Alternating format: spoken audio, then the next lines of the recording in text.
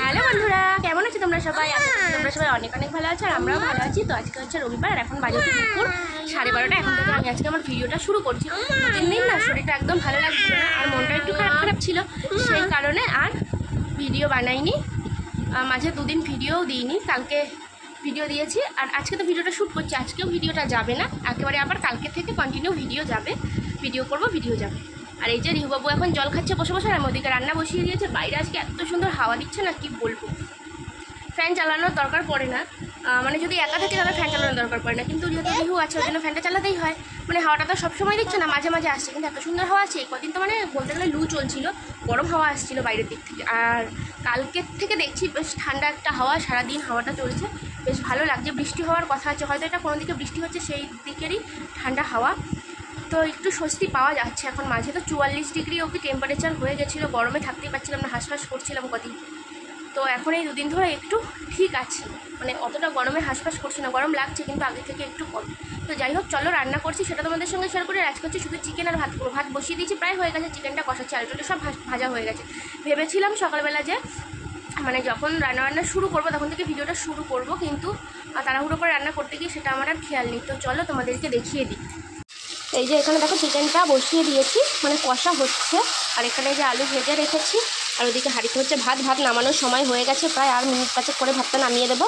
আর chicken থেকে দেখো কীরকম তেল ছেড়েছে, মানে হয়েই গেছে প্রায় কষানো। আর মিনিট 5 এটাও কষালে পরে তারপরে জল দিয়ে দেবো। আর অল্পই মশলা দিয়েছি, কেননা একটু পাতলা ঝোল করব।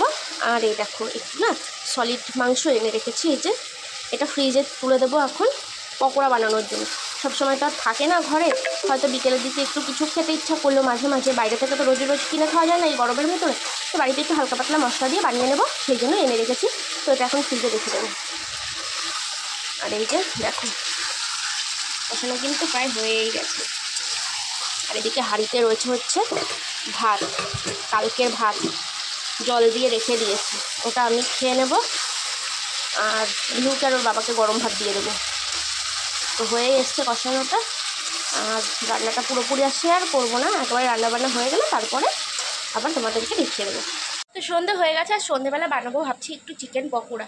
সেই জন্য না ওই চিকেন দুপুরবেলা নিয়ে এসেছিলাম ওই যে রান্না করার জন্য, তখন একটু বেশি করে নিয়ে এসেছিলাম। তো তোমাদেরকে তো বললাম যে বেশি করে নিয়ে এসেছি, তো ওইটা দিয়ে বানাবো। তো আমি পিস পিস করে না চিকেনগুলো কেটে নিয়েছি, মানে পকোড়া সাইজ করে একটু ছোটো ছোটো করে কেটেছি। নিচে ছিল এই যে দেখো, ফ্রিজে রেখে দিয়েছিলাম, ধুয়ে ধুয়ে বের করে নিয়েছি। আর ওদিকে আদা রসুনটা না ওই কুটে নিয়েছি আর কি, থেতো করে নিয়েছি।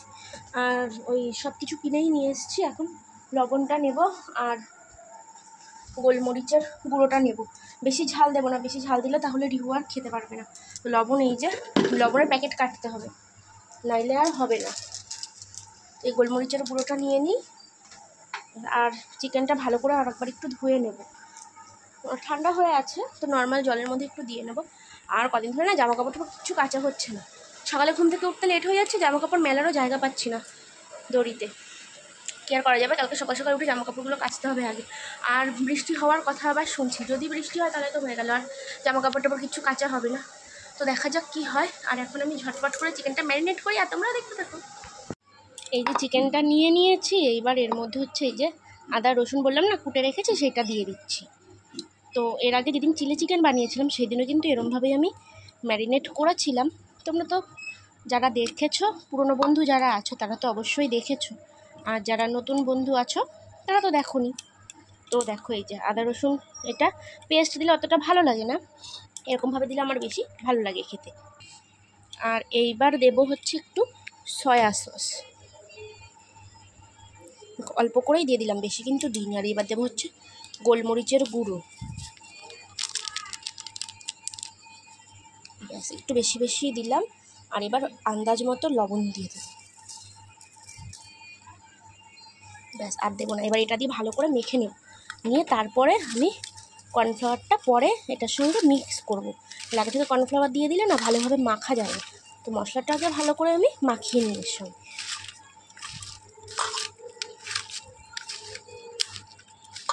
তো দেখো এই যে ভালো করে কিন্তু সব কিছু দিয়ে আমি মাংসটা এখানে মাখিয়ে নিয়েছি। আর এরকম ছোট ছোট করে কিন্তু পিস করেছি আমি পকোড়ার জন্যে।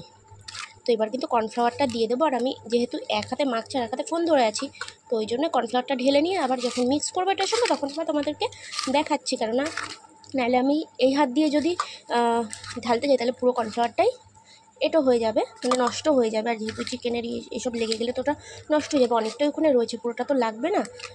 ওই কারণে আমি আগে ঢেলে নিয়ে তারপরে দেখাচ্ছি আবার। তো এখানে যে পরিমাণ মতো নিয়ে নিয়েছি কর্নফ্লাওয়ার, এখানে ময়দাও দেওয়া যায়। আমার ঘরে যেদিন কর্নফ্লাওয়ার না থাকে আমি কিন্তু সেদিন ময়দা দিয়েই বানাই। আর দেখো এটাই কিন্তু ভালো করে এখন মিক্স করে নেব। এটার সঙ্গে একটু শুকনো শুকনো হয়ে আছে, একটু সামান্য জল দিতে হবে। ডিম দেওয়া যায়, ডিম নেই আজকে আর ঘরে, ওই জন্য একটু জল দেবো। তো আমি এটা ভালো করে মেখে রেখে নিই, তারপরে আবার পরে যখন পকোড়াটা বানাবো তখন আবার তোমাদেরকে দেখাবো। এই যে মাংসটা ম্যারিনেট করে আধ ঘন্টার মতন রেখেছিলাম, তারপরে সব বাসন কুসন মেজে নিয়েছি। আর এদিকে দেখো এখন এটা ভেজে নেবার জন্যে কড়াইতে তেল বসিয়ে দিয়েছি। তেলটা গরম হয়েছে কি না একটুখানি দেখবো। হ্যাঁ, তেলটাও ভালো গরম হয়ে গেছে। এবার এক এক করে না এগুলো সব দিয়ে দিতে হবে। দেখো সাইডে পড়ে গেছে ওটা, আর এই যে লেগে গেছে।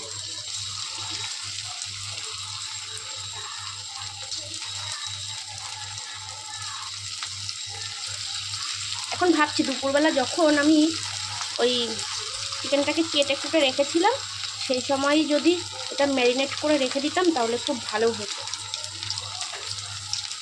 তাহলে অনেকটা টাইম থাকতো। এটা সুন্দর চিকেনটা সফট হতো আর জুসি হতো। প্রথমে এগারটা ভেজে নিয়ে আগে, তারপরে বাকিগুলো ভাজবো। এই এক পিঠ ভাজা হয়ে গেছে, উল্টে দিয়েছি। আর এক পিঠও ভেজে নিচ্ছি, একটু হালকা লাল লাল করে ভাজবো। এক এক করে সবগুলোই ভেজে নেব। এক এক করে সব ভেজে নিয়ে তারপরে আবার আসছি তোমাদের কাছে। তো এই যে দেখো হয়ে গেছে ভাজা। আর এই যে লাস্টবার এই যে কড়াইতে দিয়েছি, এগারটা ভাজা হলে কিন্তু সবগুলো একদম কমপ্লিট হয়ে যায় ভাজা পুরো। এবার উল্টে দিই, উল্টে দিলাম। এই পিঠটা ভাজা হয়ে গেলে সব একদম কমপ্লিট। যা গরম বাবা, এখানে দাঁড়িয়ে থাকতে পারছি না, গরম।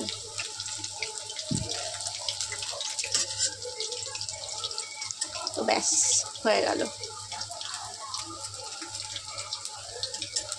শীতের সময় যখন শীত পড়ে তখন ঠান্ডা লাগে, ঠান্ডায় কাজ করা যায় না। আর যখন গরম পড়ে তখন গরমে কাজ করা যায় না।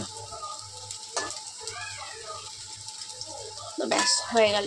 এই যে আর এই যে এখান থেকে রিহুকে দিয়েছি দুটো তিনটে, ও খেয়েছে। আর দেখো এগুলো সব ওই যে গায়ে গায়ে ভেজেছি, সব গায়ে গায়ে হয়ে রয়েছে। এগুলো এখন ছাড়িয়ে নেব। দেখো সব ছাড়িয়ে ছাড়িয়ে নিচ্ছি। একদম ছোট্ট ছোট্ট করে না কেটেছিলাম, দোকান থেকে আবার একটু বড় বড় করে কেটে দেয়। এখন কাটার পরে দেখছি যে সত্যি একদম বেশি বেশি ছোট ছোট হয়ে গেছে। আর একটু বড় বড় করে কাটলে না ভালো হতো।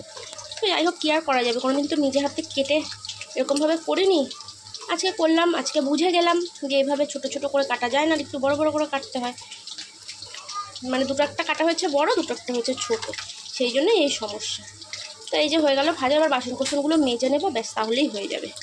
দেখো উল্টো পিঠটাও কিন্তু ভাজা হয়ে গেছে, এবার নামিয়ে নেব।